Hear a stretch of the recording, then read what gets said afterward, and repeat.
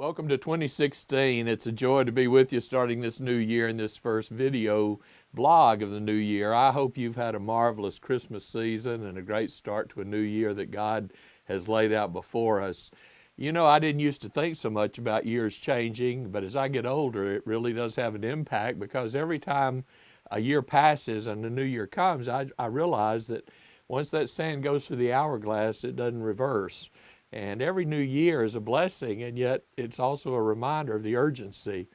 I want to make the best use of the time, and I think you do too. And I was thinking as we started this new year about a Bible verse that reminds us to do just that.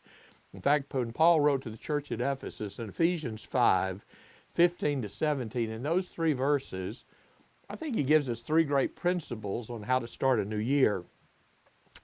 Paul stated, "Look carefully then how you walk, not as unwise, but wise. Make the best use of the time, because the days are evil. Therefore, don't be foolish.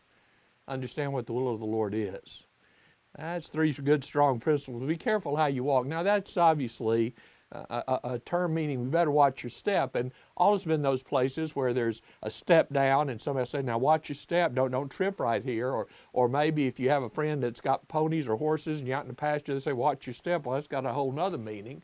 If you remember in the Vietnam War, the Viet Cong dug holes in the ground to trip up American soldiers by putting sharpened bamboo spikes in the bottom of that hole, and strong enough that if a soldier stepped on the brush on top of the hole and went through it, that bamboo shoot would go through the bottom of his boot, and obviously he was a sitting duck.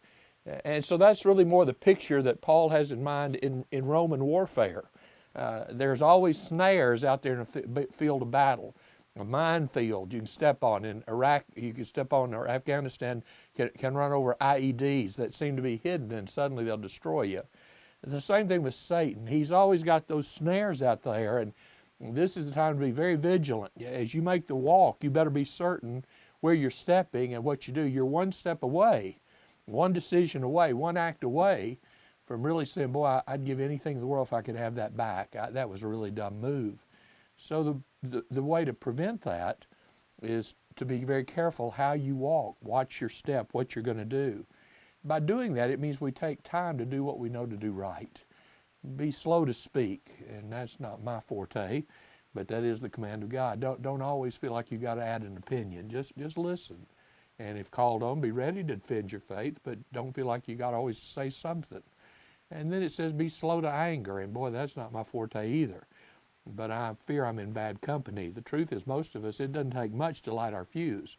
A person pulls right in front of us in traffic. We don't normally say, well, God bless you. I pray you prosper today and the goodness of God rest upon you. That's not normally how we feel.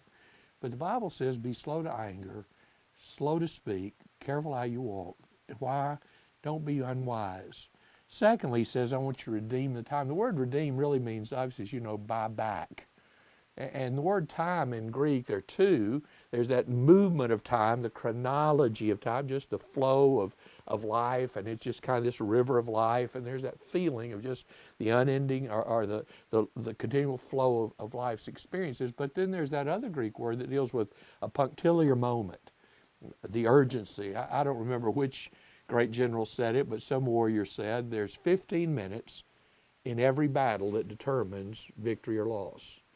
Some battles last for days, but 15 minutes in a critical moment decides a W or an L, and that's pretty significant. So the Bible says you better be careful, the days are evil. We feel like we're the only generation that's ever known as much iniquity, but the truth is, we not the first. There have been wicked generations before us that were horrible.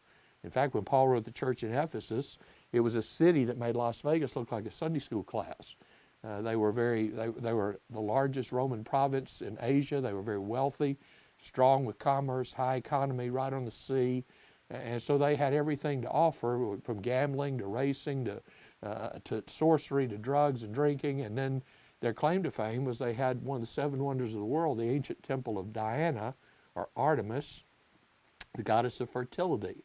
And the way you worship the goddess of fertility is men would go and get drunk and sleep with various prostitutes that they call priestesses, And the longer you lingered and the longer you stayed in that place doing those things, the more you honored Diana. Well, Diana's got a lot of followers today. And the Bible says the reason you need to redeem the time is the days are evil. And you know they really are. And we're seeing more iniquity today than ever. So the Bible says you better buy back chunks. If the world is that intent on using today to plan iniquity and their next immorality and their next evil moment, should we as Christians not be buying up chunks of time to invest in the kingdom, to make sure that we too are investing, but for those things that are of God? And then the last thing he says is do the will of God. Henry Blackaby, obviously it's been many years now, 20 plus years, that he wrote a great book called Experiencing God. And in that study, Henry Blackaby said, we ask the wrong questions and that's why we get the wrong answers. He said, Christians are always asking, what's the will of God for me? He said, that's the wrong question. So the question is, what's the will of God? Do it.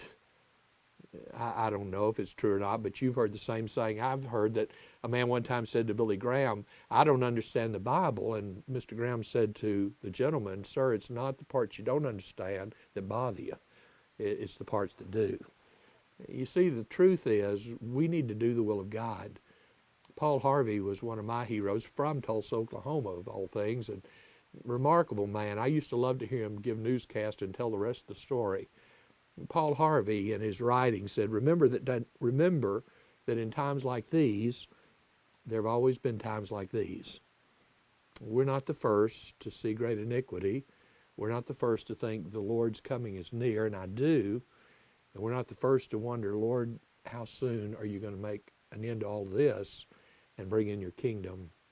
There's a lot of verses that are special, but in times like these when we want to know and do the will of God, I like the promises. Listen to this one. The Lord is my strength and my song. He's become my salvation.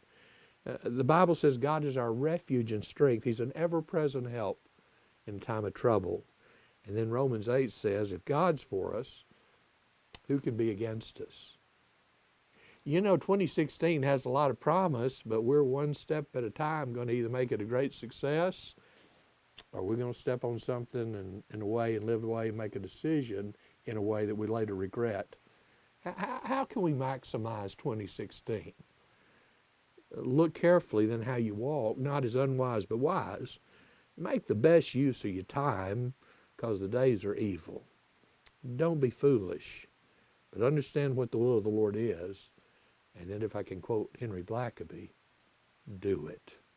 God bless you.